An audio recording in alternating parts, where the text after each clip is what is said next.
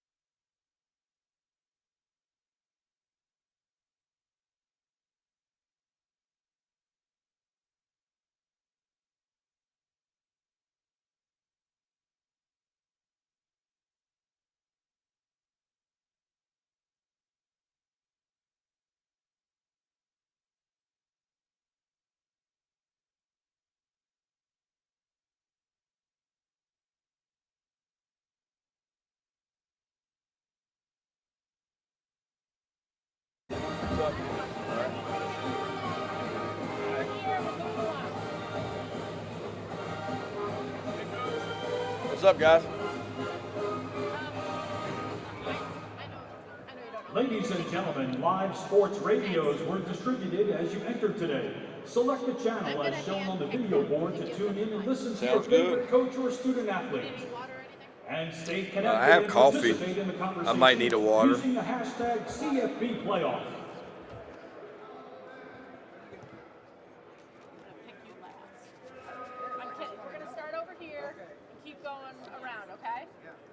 I think they've got one more introduction. I think we've got one more first. All right, ready? Right over here. Go. Congratulations, Coach Smart, on making it back to the national championship.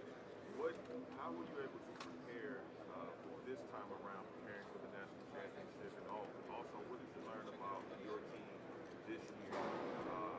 Coming into this season and how you guys were able to grow to this point? Well, we learned a lot about our team. You know, it's one of those things every year you do, right? The journey is what we do this for, and we've come a long way since this time last year. I think about this time last year, who we were and who we are now. It couldn't be further from the same team. Just very different mental makeup, very different physical makeup, very different path to get here. But the journey is what it's about, and these guys have done everything we've asked. I've just been so pleased with the mental makeup and the character of this team. They've embodied everything we've asked them to do, and it's funny now because you start making plans for next year of what you're going to do when we get back and when you got to start workouts. And we were doing the same thing this time last year, and had no clue that we would be at this point.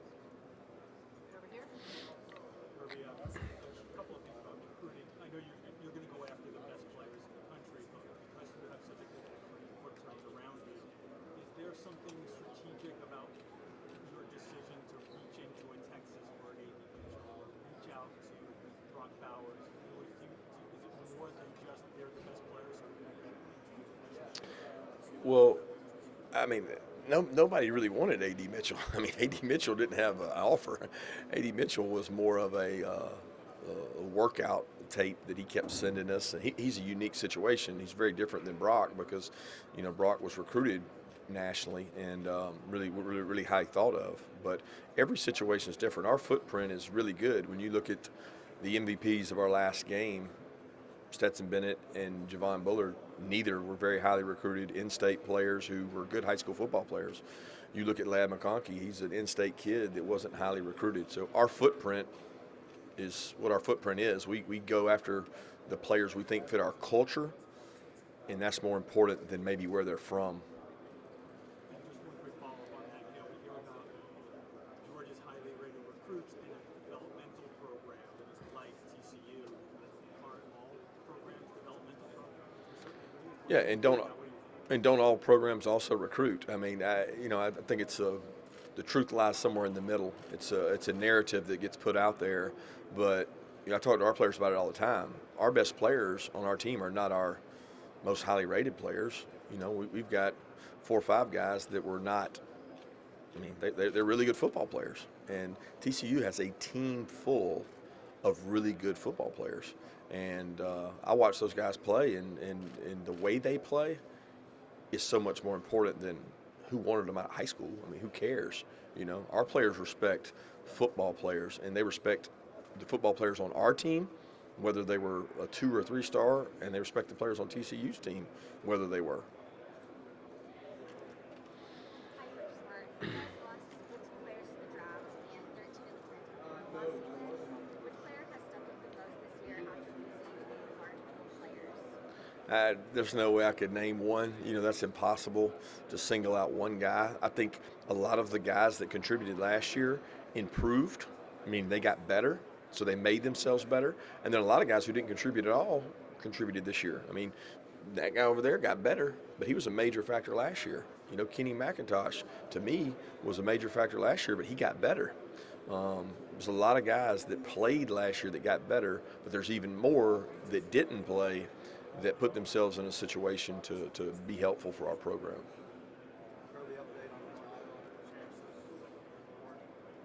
Yeah, I mean, we're hopeful they're going to be able to play. I mean, that's really all I can say. We haven't done much since then, So since we've been at home, so I'm hopeful those guys are able to play and help us, and those guys want to play. I can promise you that.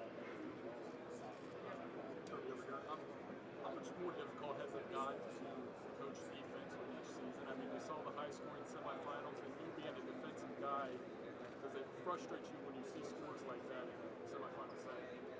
Yeah, I don't know if frustrate is the right adjective, but it's something along those lines. You feel, okay, when is good defense going to be played in a semifinal or a final, for that matter? I mean, I don't know. Football has evolved to where offenses are definitely ahead of defenses. It just seems to expose itself more towards the end of the year.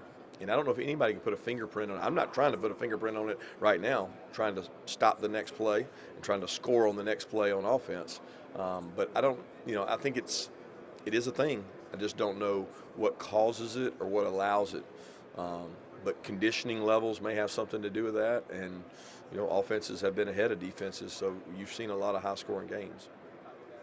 Hey, Coach, with the entire football community being affected by the Damar Hamlin injury, what were your initial thoughts on it, and have you addressed the team about it? Yeah, definitely. First of all, I have children who play sports, and that injury happens actually in hockey and baseball probably more often than football, but it scares me.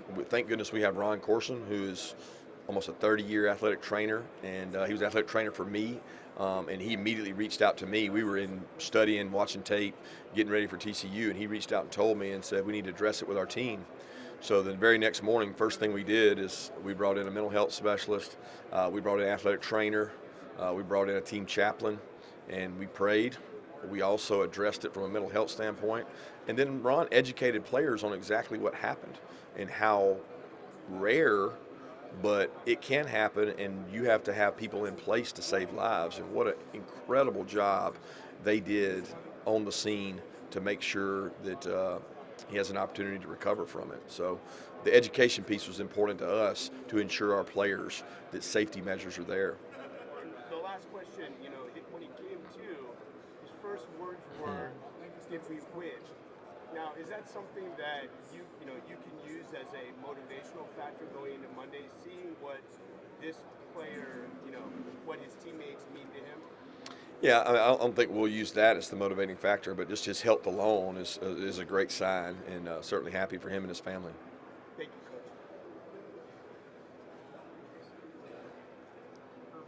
You're a perfect one to ask age-old questions. Harder to get there, harder to maintain.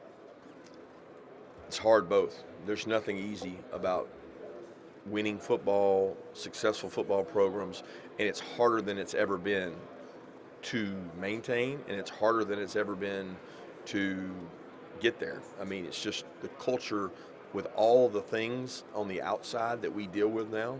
It's harder than it's ever been, and it's why you see shorter coaching careers.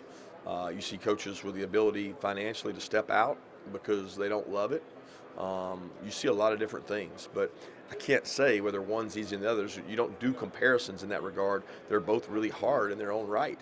And sustaining, maintaining versus achieving and climbing the mountain, both difficult.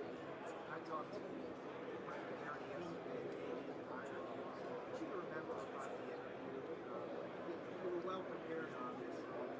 This was going to be the opportunity of a lifetime.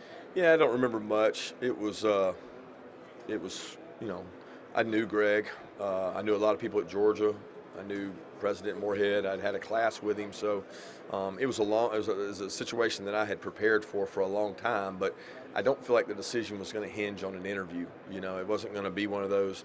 Do you answer it wrong? They wouldn't have been talking to me if they weren't interested. I was really consumed with my position I was in and making sure I did it right for the players where I was working, because that's so important to me that you don't put your career ahead of your team's. 20, 30 years from now, when you're playing your golf with your buddies, ask you about Stetson Bennett's legacy in the program. What would you tell them? Well, I got a long story to tell. I can assure you that. You think about the things he and I have been through, decisions made. From the recruitment process to his official visit to what'll happen Monday night. Where to begin? It'll be a long round of golf because there's a lot of history there for he and I, and just appreciative of the way he's handled everything and really what he stands for.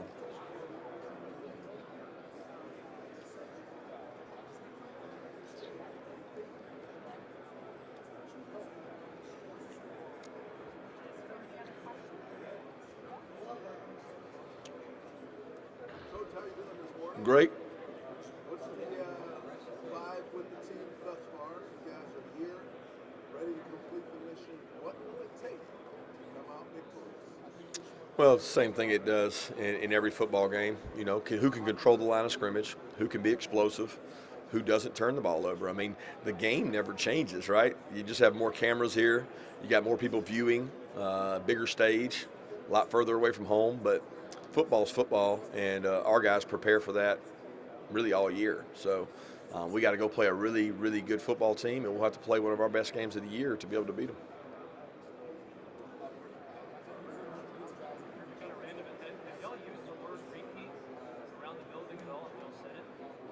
Nah, we don't.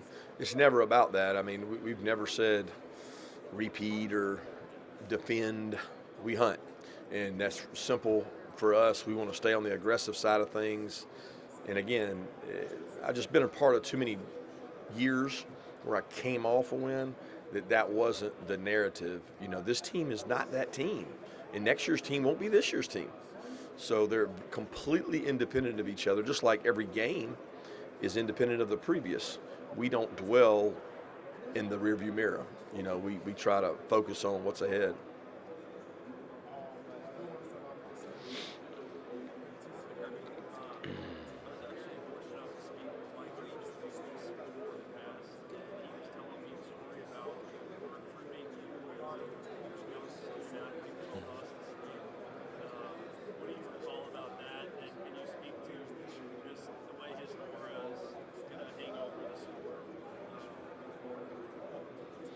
Yeah, he was at Valdosta State, and my dad was a high school coach. So we were about an hour and a half where I grew up from the program he was at. And there were a lot of kids that went from my high school, my dad coached, that went and played at Valdosta State. So it was kind of the cradle of coaches at the time. A lot of coaches had come through there, and they did recruit me. He didn't personally recruit me, but his staff, the staff there, I was a defensive player. He was an offensive coach. So, they had a tremendous staff. But my experiences with Coach Leach were just different. I mean, we played him the COVID year, and nobody warned me that before the game, when you went and talked to him, that he would talk, and he would talk, and he would talk. And I got worried because, you got time limits to what you got to go do pregame, and I couldn't break away from the conversation. I mean, we had run out of time. I had to go be with our team, and I'm like, I got to go, and this guy's still going. And so then this year, I was a little more prepared, and I thought, okay, I'm going to have my time allotted with him and get away. And I found myself again, I couldn't get away. And he was talking about his South Florida place where he goes and how he's going to go down there after the season. And I kept looking at the clock going, I can't get away from this guy. He's unbelievable in his ability to carry a conversation and just talk about anything. But I really have enjoyed all the stories that come up. I've read all over social media where people talk about their experiences, interactions with him, and to read all the different ones is really cool. Kirby, I'm just curious, as you look back over your tenure at Georgia, how did you get to the point where you said, this is what I want our offense to be, this is what I want it to look like, this is how explosive I want it to be? I don't know that I completely define that. That's an area that you do based on who you have on your team. So, like, when you have Nick Chubb and Sony, who I think are two first-round backs, you might look different than when you have Brock Bowers, Oscar Delp, Darnell Washington, tight ends, and then you got wideouts. So like we've evolved to fit who we have on offense. Do you have to be explosive? Yes. But everybody's explosive different ways. LSU was one of the most explosive teams I've ever played in 2019, and they were different than us. Alabama, the year they had the 4 or 5 first-round wideouts, they were explosive in a different way than LSU. So everybody has their way of being explosive, and that kind of evolves based on how your offensive coordinator wants it to. And our guy, Coach Monken, does a tremendous job. It's kind of a two-parter. You've been a coach for a really long time, been around some really great coaches. How much do you lean on that advice and that experience in such moments like this? And then what coach gave you the best advice and who was it? I rely on all the coaches that I've worked with. I think we all plagiarize. I certainly give a lot of credit to my father, who was my first coach, and I grew up under his tutelage, and he meant a lot to me as a coach. And then Coach Bowden impacted me a lot, Coach Chris Hatcher, Coach Richt, and then I was probably with Coach Saban the longest. I think you learn different things from different people, and I learned a lot from each one. So the impact has kind of made me who I am, and now you can't stop learning. You never, when you're green, you grow, and you're ripe, you're right. So you never want to be ripe. To me, I'm learning from my coaches. And when you bring new coaches in, you're able to gain things from them, maybe how they do things, or you go to other schools and you study how they do things. I'm infatuated with some schools across the country that I think do an incredible job, and you always want to go visit them to see how they do it, just to make sure you keep getting better. Sometimes the level of resistance when you move from a new coach comes in to a program. How much did you expect that in 2016? How much did you sense it? And then also, when did you sense it and sort of started to turn around? When did you sense what? And it started to turn around. I didn't sense any resistance when I got there. I felt like I knew the culture I was coming into because I had coached on that staff. So it wasn't like, okay, we're gonna say everything you did was wrong and everything we do is right. I explained when I got there that there's a difference in the way we're going to do things than what they had previously done, but those were beliefs that I had, and that I needed everybody to buy into them because I believed it would work if we did it a certain type way. But I never made it about, and I told our coaches, it's never about the other staff versus this staff. I mean, we got multiple guys now on this staff that were on that staff. So it was never us against them. I think that can be really negative when you have a new coach come in and they talk about the old coach, because there's a level of loyalty there by the kids. I went through that as a player when I had different head coaches, so we were very sensitive to that. I didn't feel any resistance to buy into what we did. It was different what we did, and it was a tough first year because there was a little change in the way we did some things. Plus, we couldn't practice at our normal facility. But I did feel like there was a lot more buy-in the next year because the players were really elite leaders. And we had some really good leaders that second year, 2017, that kind of pushed us over the edge. Kirby, there's always a lot of talk of the quarterback-coach relationship, quarterbacks and coaches, it's always like now. How different do you think it's going to be next year without Stetson, who's tried a lot of time with doing things like this over the last couple of years? And do you think that you two will have any kind of friendship or bond after the season? Talking about Stetson? Oh, yeah.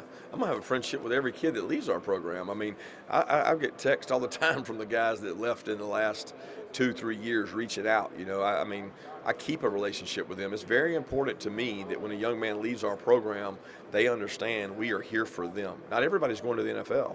And people think our kids go to the NFL forever. It's short-lived. And we've got guys that played for us, went to the NFL, and are already out. And I want to help them be successful in life. So that relationship with Stetson and whoever else, Kenny McIntosh for that matter, is going to be long-lived and important to me. As far as who takes over that seat next year, I'm not concerned with that right now. I know that it'll take its course, and we've got a lot of time to prepare for that.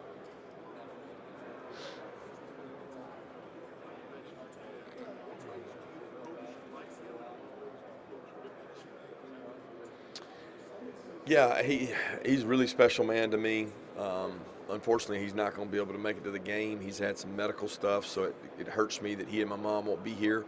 But I know it's the right decision for them. He's been at almost every game in terms of home games that we've had in Athens and, playoff games. So it's tough that he's not able to make it. And, nothing worse than, watching your parents grow old. And it's like taxes. It's inevitable they're going to get old.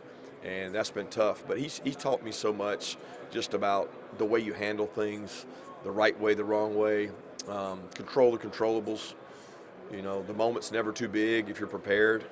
And I always watched the way he prepared our teams and our staff in high school. And he was a very wise man and man of few words. And I try to follow his mantra as a coach. And I've certainly evolved from going to coach for other people. But a lot of my core beliefs come from the way he ran our programs in high school.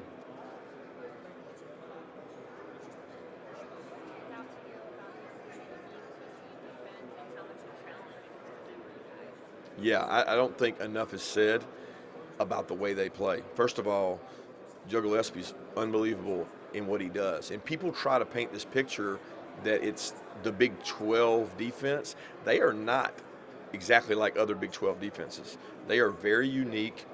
We studied him at Tulsa. He did an incredible job at Tulsa. When we played Cincinnati in the Peach Bowl, he was the defense coordinator at Tulsa. They had done the best job against Cincinnati and had really stoned them in this defense. They have incredible toughness, keys. I can't say enough about what they do because what they do is so different, you can't simulate it. I associate it to being a triple option offense. Okay, when you go play them, you can't do what they do as good as they do it. We're trying to do what they do with our defense. With our scout defense, it's completely different, and it's a concern because they're unique in what they do, and they gave Michigan some problems in what they did. So a lot of credit to what they do. We'll have to prepare well for it. We'll have to adjust in game to it, but it's the way his kids play. They play extreme physicality. And if you don't bring the contact, they will bring the contact to you. You talked about your dad. I want to ask you, in a profession that keeps you away from your kids so much, what's it like to have Andrew around and want to be around and be such a part of this team? It's awesome. I worry more about my other two that don't really They don't care to be around it. They're a little older. They didn't immerse themselves in it. They don't love football. They love what football brings with the trips and the chances to go places, but they don't love football. He loves football and he likes contact. He enjoys the relationship with the players. He's got a very different personality than them, so it's great because that gives me somebody with me. But I have to work really hard to spend time with my other ones because I spend so much time with football that he's around it. I end up getting more time with him. Kirby, with TCU breaking through this year, playoff expanded in the future, how much more difficult is it going to be for the traditional Power programs to navigate these? You're saying when it goes to 12, how hard it'll be hard for the traditionals to win, or Just to make it I think it's going to be hard for anybody to. Like, I don't know that I would pigeonhole it to the Power Five or maybe I don't know if you're talking about the SEC. You're going to have more teams involved, which creates more opportunities for, I don't know if it's TCU or whoever. I think what people aren't considering is where people are going to play and home field advantages, and southern teams going north in December, northern teams going south in December. All that's going to have a factor on it, but I can't sit here and say that Power Fives are going to have a harder time because I actually think there's going to be more opportunities for more Power Fives. You're going to have some teams going head-to-head in early rounds that are going to make some great matchups. I think this year's semifinals games, as I understand it, were the closest it's ever been. And that's unique because it hasn't been that way in the past. Maybe that brings more evidence that we need the playoffs and that teams will be a little more parity like you see in the NFL.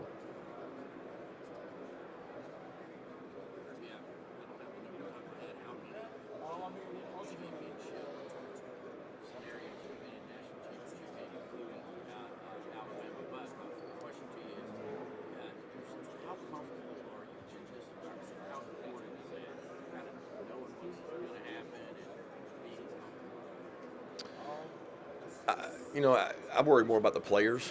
I think they need to be comfortable in it, and I don't think you can get players comfortable in these environments because they don't get the repetitions that maybe a coach gets.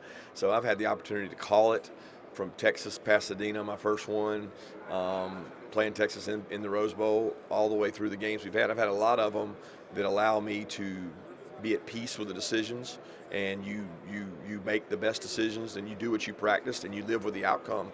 You try to do it better than the other team. But the kids, the players, you can say, well, all these guys played last year. No, they didn't. Not all of them. And it's unique for them. So you try to help them be at their best, and that's my job.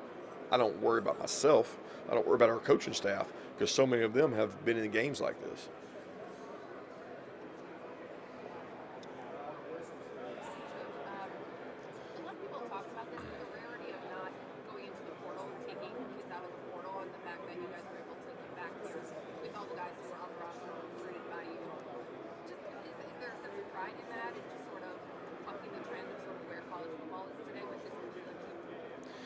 I don't know that I can say buck the trend because we've taken them this year, and we would have taken some probably last year if the right ones were willing to come. We didn't turn our nose up on the portal and not use it.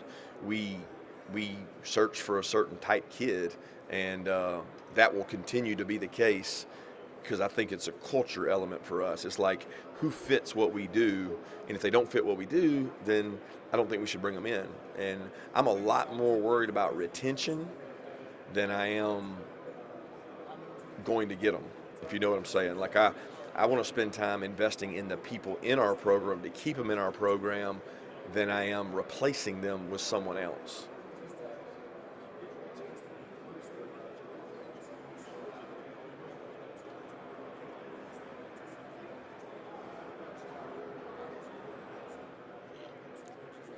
How important has the staff building process been in this last year, the last 2 years, the relationships that you have? Staff's always important. Like the culture, we're together so much. We're together more with each other than we are sometimes with our own families. But we had 4 coaches leave. So I don't know if it's staff building because we had 4 guys leave and we had 4 new guys come in. I think the onboarding process and the integration of this staff has been incredible.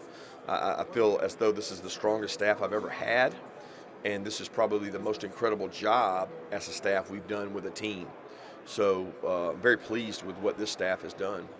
Why do you think this is, what are some of the reasons why you think that this is one of the strongest staffs? Well, only because it's the last staff I've had, and I would say that every staff I've had is strong, and a lot of them have been consistent, and they respect the University of Georgia, and they work really hard for Georgia. So it's the next year's staff will probably be better than this year's.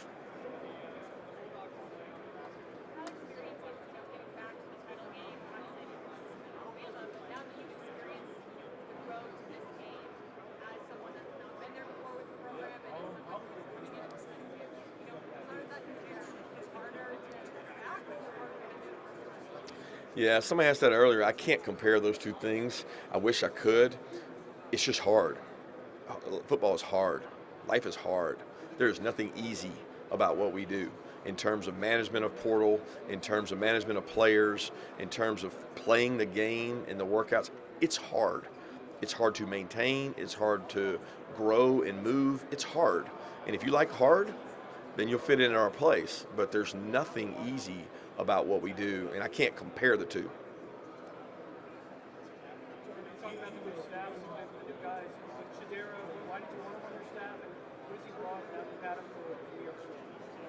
Well, Sonny actually gave him rave reviews, and Coach Dykes was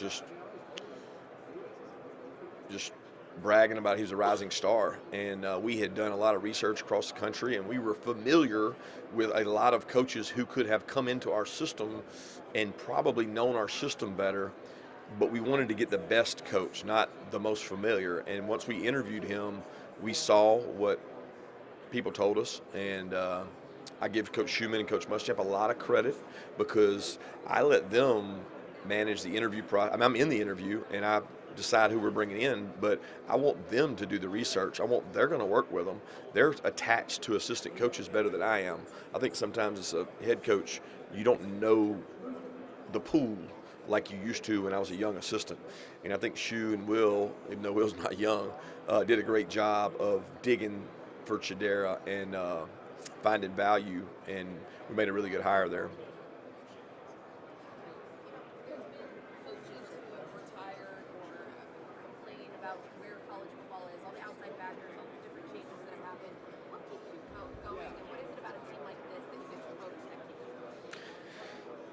What keeps me going is the love for the game and the relationships. I hate that I feel like it's diminished. 10 years ago, my relationship with players was way higher than it is now because my time demands are different.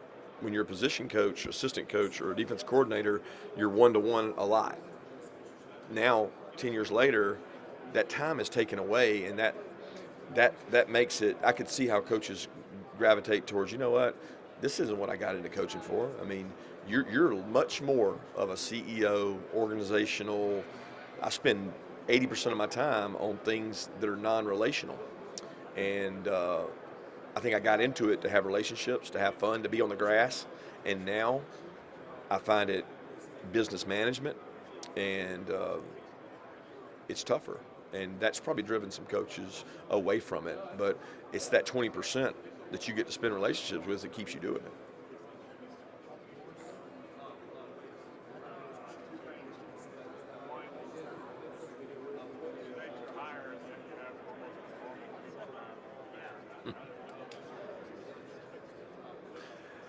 Yeah, it's the model we get, right? It's strange to me that you get the 28, and 28's a long time, okay? Then you get is it 9 or 10? I don't know technically how you define it, but 9 or 10 is more realistic, and you almost wish it was that for both, for the kids' sake, because I think that has a little mental and emotional wear and tear on players in terms of how long it goes on, and there's very few sports that you would wait 28 days to play. This turnaround is much more natural, but it is the model, and it sounds like it's going to change because it's not going to be that long before we're playing week to week.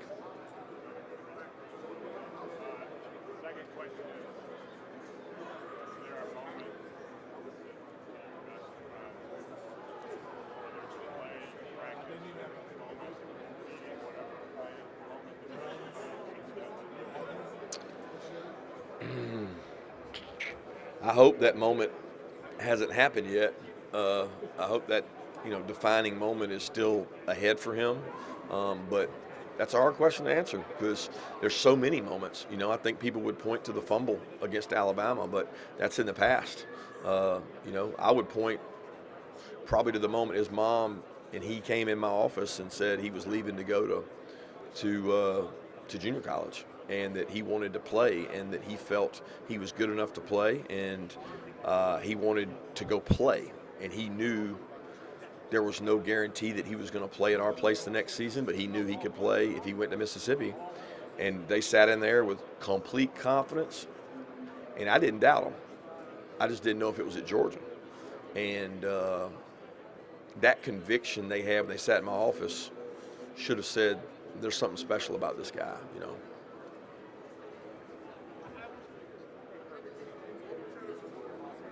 I can't hear anything you're saying. I was talking to Devon just now, and he said your team doctor sort of met with everybody and talked about what happened to Mark. What was that like, and what prompted you to have that? Yeah, when that happened to DeMar, I immediately got on the phone. I started receiving text, and I called our athletic trainer. He reached out to me, our mental health specialist, and also our team chaplain, because so many of our kids are believers in Jesus Christ, so they were concerned. And you start asking questions. If you play, could this happen to me? So we did an education the very next morning, first thing in. We went through with 2 separate groups, and we educated them on what exactly happened. The injury actually happens more often in baseball and hockey than football. It's a rare football injury. And we had a mental health specialist if anybody wanted to meet with, and we said a prayer with both groups. And then Ron kind of explained to him what happened and how fast they reacted to save his life. And that's also probably the most misdiagnosed injury there are in sports, where people don't realize what's happened. And they did a great job there with the Buffalo organization to save his life. So we just wanted our kids to feel comfortable with us. And I'm glad I had people on my staff that came to me and said, we need to address this, because it brought peace to a lot of the players. Obviously, everybody in college football now wants explosive offense, and it seems like you have to have the capability of doing that to win some games. I'm just curious, as you have built out your now explosive offense, you want to do it in a way that doesn't kind of hinder what you want to do with your defense. Like, I guess that's the idea of complementary. And is that important too, that you're explosive in a way that doesn't hurt your defense? Yeah, I know where you're going with that. I agree with that. I don't know. Yeah, it's important to me that we're good on defense and we're explosive on offense. Do those two lend themselves?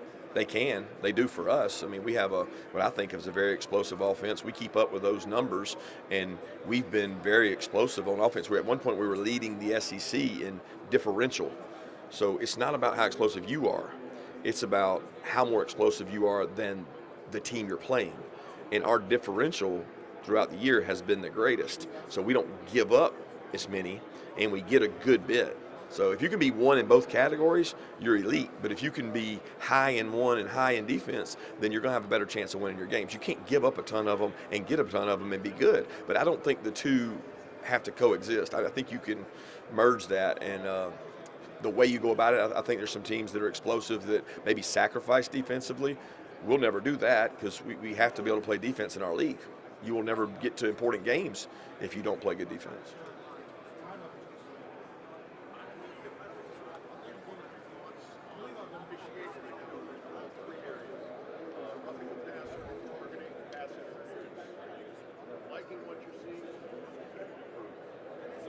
Yeah, I think there's times to look at that, and I'm very process-oriented, where it's like, okay, we're going to play the season. We're going to go back and review it just like we do. How did we play third down? How did we do on offense and short yards and goal line? You do the same thing in officiating. And fortunately, I'm on a committee that gets to sit in Indianapolis for 2 days in a room full of people and officials, and we analyze that. There's a time and place for that. So how do I stand on it right now? I'd rather evaluate it when I'm in a vacuum and able to look at it without saying right now, because I only know my league. And I think the SEC does an incredible job of officiating, and I got a lot of respect for the job they do. It's easy to sit back on Twitter and Instagram and talk about officials until you've gone out there and done it, and you got to make split-second decisions. And I think they do a phenomenal job of self-critiquing so they get it right. But it's not easy.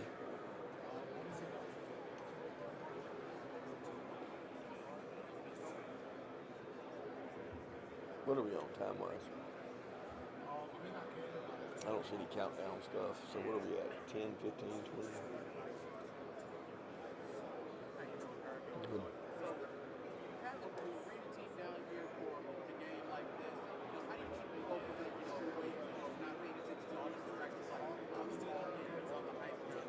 Like all y'all?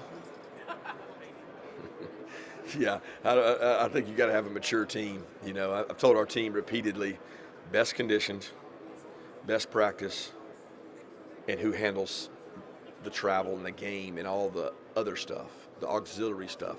That's who usually has this outcome. It's unfortunate because you'd like for these two teams to go play like they play all year. This game is nothing like you play all year. We don't do this. So you play on a Monday. Nobody plays on a Monday. You play in L.A.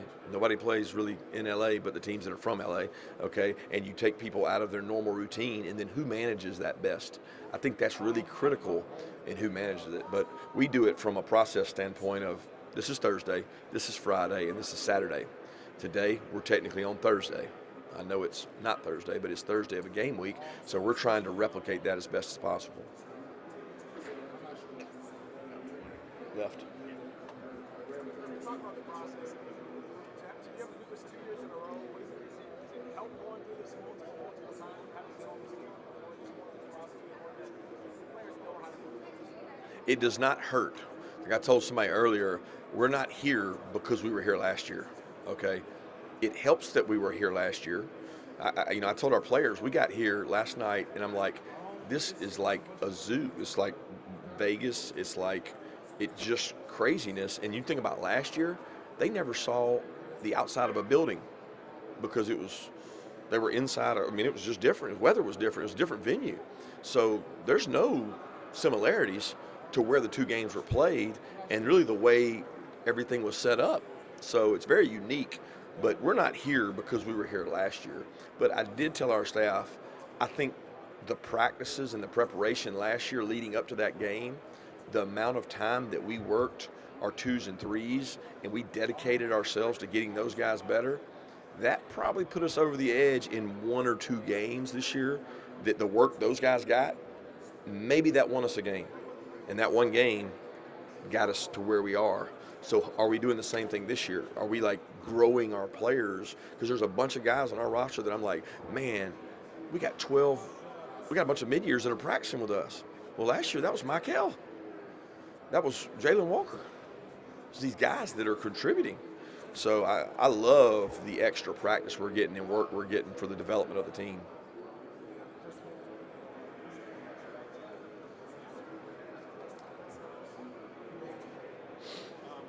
Coach Rick was talking the other day about you came in, there's a lot of things that expands staff, obviously, UGA, put you in position to do a lot of things.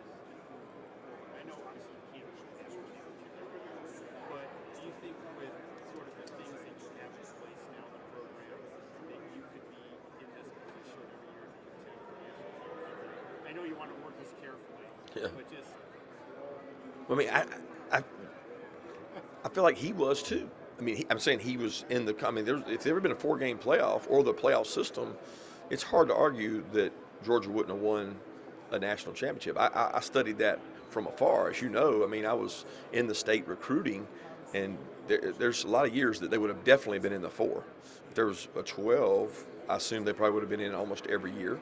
And I think it's easy to say that we have had, our staff since arriving has had success because of some of the things that our administration learned from that. And, the indoor is not a fair because that had nothing to do with the indoor. I got there, the indoor was already, they designed it. It was being built. The ground was being broke my first days at work. But that was one of the key cogs. Everything else has come since then, and they had success. just never quite got lucky enough. There's some unlucky breaks in there, I think, that you can look at, and he knows that. I mean, Coach Richt and I are close, and he knows how close they really were. But can we do it every year? Personally, I think we really have. Like, outside the first season I was there, there's not a year that we weren't, the game didn't matter we were about to play until the SEC championship besides one. And I think that's how you contend, right? You get to the SEC championship, that puts you in contention every year, and that's what you have to do. You have to win the East, and we've done that most years besides one. But we wouldn't have done that as quickly if it wasn't for Coach Richt, his staff, the things he built. There was a good program in place when we got there.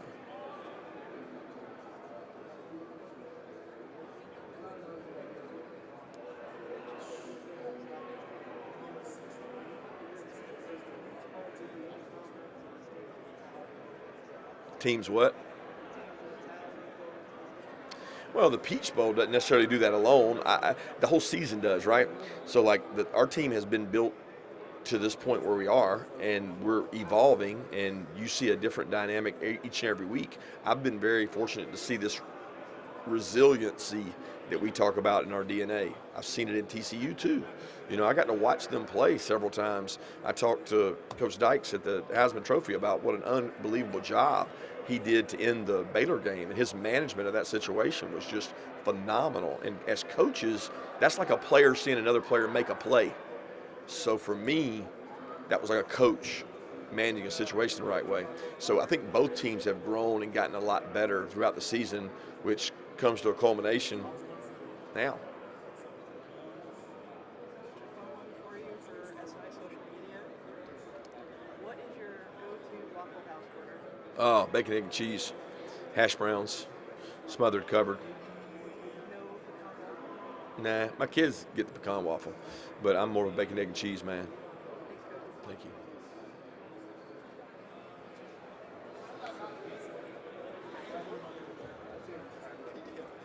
Hey Kirby, we got to talk to all the South Georgia players and the team. Ted made a charge for Bainbridge, so how's it going to represent Bainbridge on the stage? It's awesome, man. WALB. I grew up watching Ducky Wall down there. Y'all probably don't even know who that is. Yeah, that's my parents and I spent every Friday night tuning in to watch the other highlights. I can remember as a 4, 5, 6, 7-year-old kid watching the highlights on Channel 10 News as a kid, and that was my game day. You know, that was my college game day when I watched high school games on that channel. And I remember Coach Bobo came back to our staff, and we had an old VCR tape. People don't even know what VCR tape is, of all the high school shows recorded. And he would always talk about his highlights, and I would talk about my highlights, and he'd talk about Thomasville, and I'd talk about Bainbridge, and how many times we went to Hugh Mills Stadium to play. And I was a little gym rat running around Hugh Mills Stadium my entire life, because my dad's teams had to go play there 4 times a year. So 4 or 5 times a year, I'm sitting in that stadium. I thought that was home to me. That was my Mercedes-Benz. And we always had a good time going to play in Albany, and a lot of great memories from South Georgia. And certainly the people from Bainbridge is where I call home. And although my parents don't live there, that's what I think of as home. Last question, Kirby. I think it's pretty cool that your entire roster, nobody's from the portal. Is that kind of the mindset you want to recruit some of these players? What's that again? Like, so I think it's amazing how your roster has nobody from the portal, and you guys still, making these championship runs. Is that kind of the mindset you want from the players? Like, you want homegrown talent all the time? Well, we want to manage our players and want them to enjoy being there, and we want them to know we're investing in them. But we do have, it's not fair to say we don't have anybody from the portal. We just didn't take anybody from the portal this season. We do have some kids like Tyke Smith and older players that came from the portal, but there'll always be a factor for us to use the portal, because sometimes kids are looking for a chance to be at a place like Georgia. And the kids we take, we tell them, you come here, it's different. We're going to practice different. We're going to hit different. We're going to work different. And if you don't want different, don't come. So it's very important they understand the culture they're entering. But I'm really proud of our retention rate, meaning the kids we keep. And we're going to lose some kids. We lost kids last year, but it's making sure that we get the right ones and we keep the right ones is the most important thing.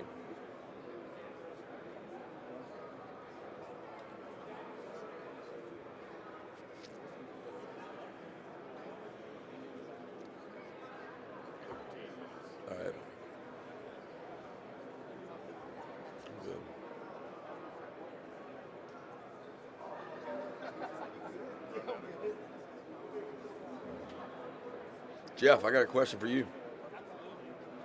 What's the no? What's the narrative? What's the whole Rick thing? I saw that article you did. Like, what's I the? just did a Q&A with him on I saw that. It's good. things, just on his view of things. Right. No, he was great. How's he doing?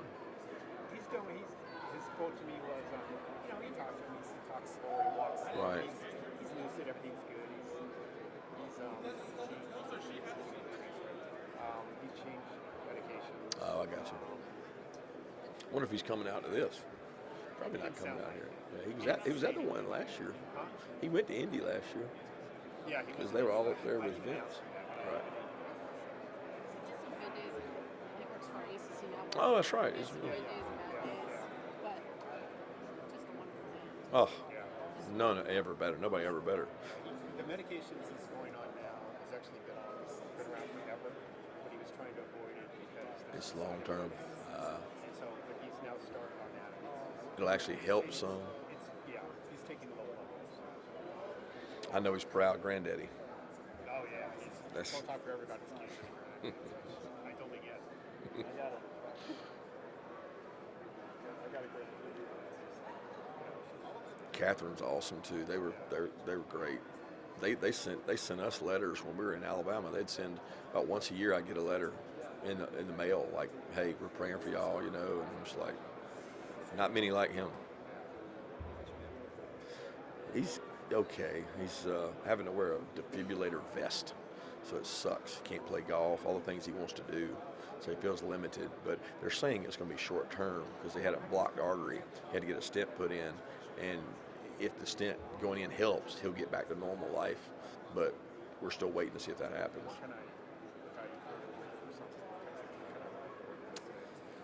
Just not here, not doing well. Most of his friends know, but he's just not able to get out and do what he's normally doing. That's the hardest part. Sitting in the house with mom is about to drive him crazy. That's right. Especially one that just wants to play golf. Is it harder on him or is it harder on your mom? Oh, it's definitely harder on her. No question. That's like, I wanted her to come out here, and he was like, no. I mean, she was like, no, I'm not leaving him. I said, it'll do y'all some good to be apart, but. Because he was in India yesterday. He was what? He was in India. Oh, yeah, he's been at everything. That's what kills him, not being on the sideline. He don't like sitting up there listening to all the fans. Was he at the game last week?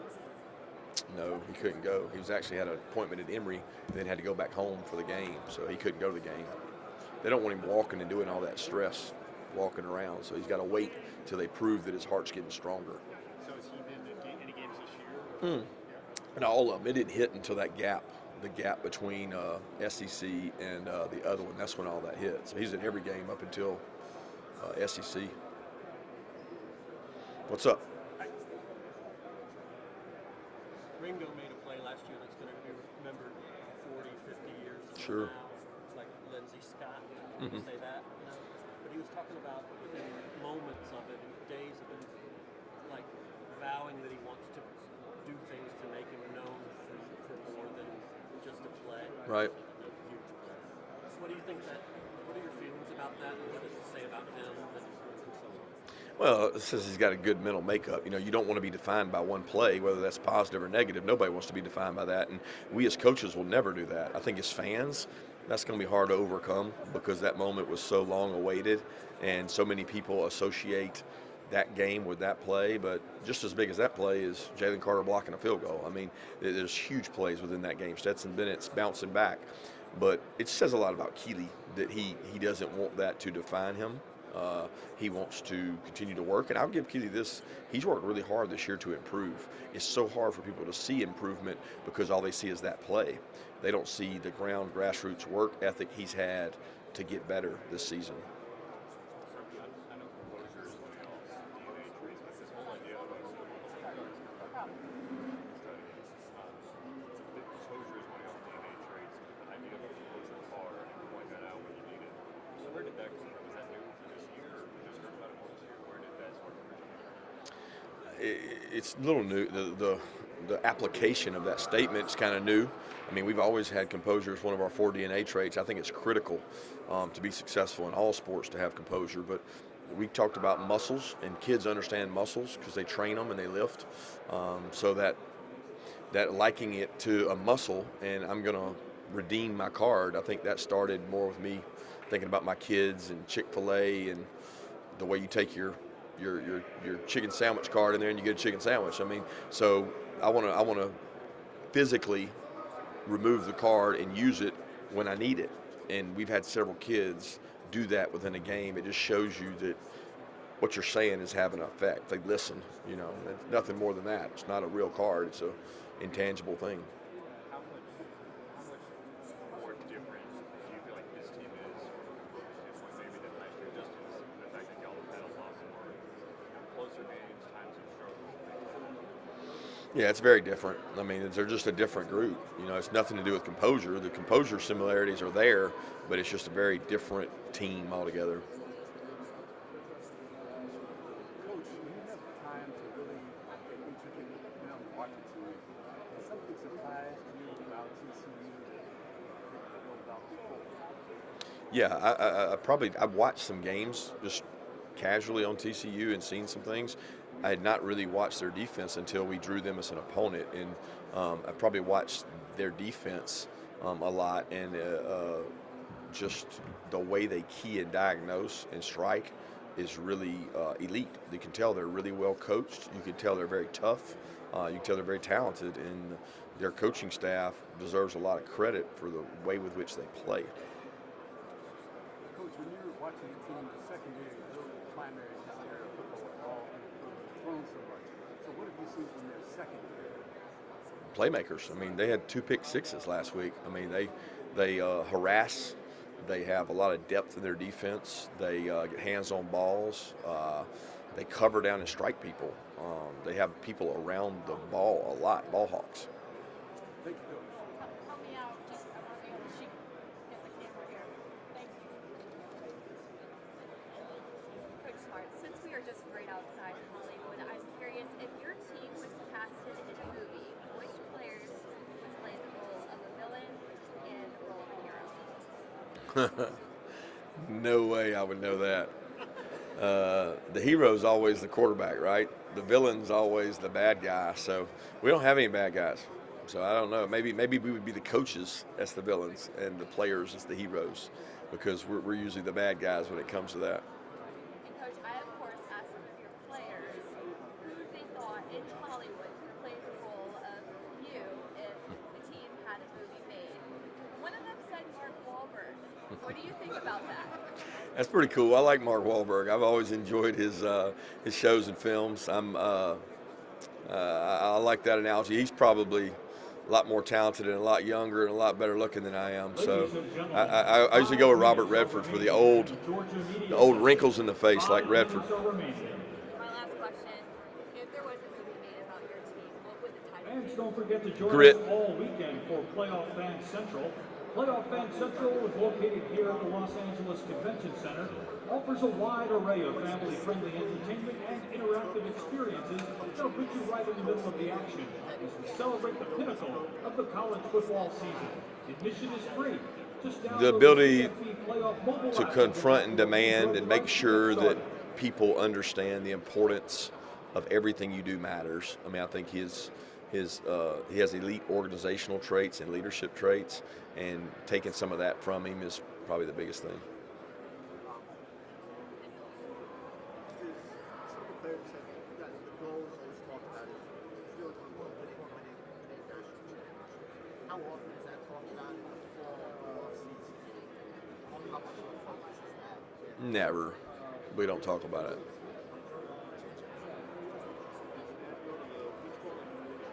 No, he was not able to go to the Peach Bowl. He was at the LSU game, the SEC championship, but not the Peach Bowl. When did you get a chance to discuss the Peach Bowl game with him? I didn't get. I wanted to call him that night, but he was already in bed by the time it got to that point. So the next afternoon on the way home, we got to call him and talk. Coach, is it hard to stay in the moment when you've been able to get this program to the level it's been and hopefully be able to sustain this going forward? No, it's never hard to stay in the moment. I mean, I'm pretty grounded when it comes to that stuff, and you just focus on what's the next thing I can control? Like, what's the next event we have? I don't. Staying grounded has never been a real problem for me because humility is 1 week away, and that's what I always say is humility is a week away. So you got to focus on the task at hand. When success can breed complacency, these guys seem like it's always there's another ring to reach for. How do you reach them? How do you get them to see that and believe that? Well, you do it through how you act and how your coaching staff works. You know, like we're never going to arrive as a program. I think complacency sets in. It can be a disease. And I talk about entitlement. You know, like when you start feeling entitled, that's how the mighty fall. And we take a lot of business analogies, how companies have fallen in this world we live in society we live in. How do empires fall? How do companies fall? How do businesses fall? You see the ebb and flow and what destroys them, and we try to learn from their mistakes. And a lot of that is denial, hubris. I mean, you have to stay humble or anything will get you. And our kids understand that. Hey, Coach, not having Uga on the sidelines for Monday, are we concerned about that? That's a scary thought. It's a scary thought. I just realized that. I didn't know that until I read it, I guess, last night or yesterday. So, be different. I can't lie. I don't see Uga a lot. I'm usually tied up in some other things, but I know that'll be a big deal to a lot of fans. But it's a good decision by the Siler family. And just one follow-up question. Apparently the rapper Drake loves you guys on Monday, but there's a Drake curse. Are you worried about that? I don't know what that is, so I'm good. That's a good thing. All right, thanks, Coach. Thank you and good Is luck. that all? Thank you very Thank much. y'all. Shoes. Yeah.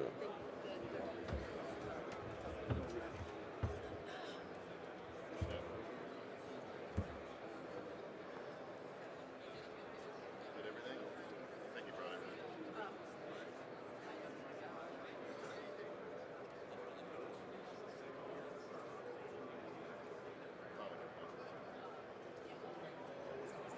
Ladies and gentlemen, there is 1 minute remaining in the Georgia media session. 1 minute remaining.